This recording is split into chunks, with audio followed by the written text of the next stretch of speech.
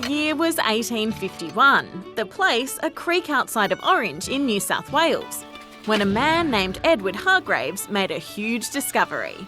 It's gold! It was just 5 little flecks, but it was the start of a gold rush that would change the Australian colonies forever. It wasn't the first time gold had been found in Australia. Since the early 1800s, there had been small finds, although authorities at the time didn't want to spread rumours of gold because they didn't trust the convicts that made up a lot of the population. Put it away, Mr. Clark, or we shall all have our throats cut. But their attitude changed pretty quickly in 1848, when the California gold rush began. It brought huge riches to America and lured much-needed workers away from Australia. So the governments in New South Wales and the new colony of Victoria offered rewards to anyone who found a gold deposit big enough to be mined. Hargraves, who had just returned from the Californian goldfields, was one of hundreds who set out to claim the reward. He had help from an innkeeper's son named John Lister and brothers William and James Tom. Not that Hargraves shared any of the prize money or the credit. On May 22nd, the New South Wales government announced the find, and hundreds of diggers came to the site, which Hargraves named Ophir. In July that year, gold was found in Victoria, and soon the gold rush had spread to other parts of the colonies.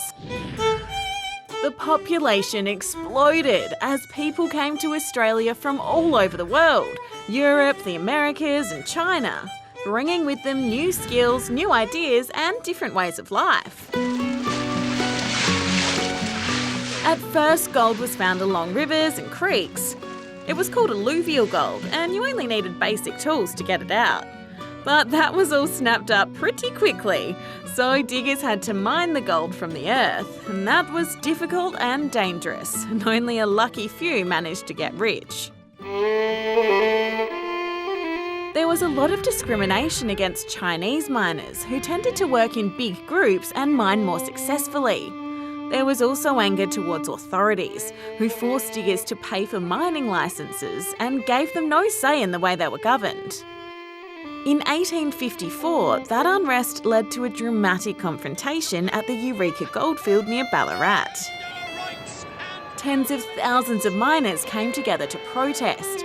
They burned their licences, built a stockade and raised their own flag.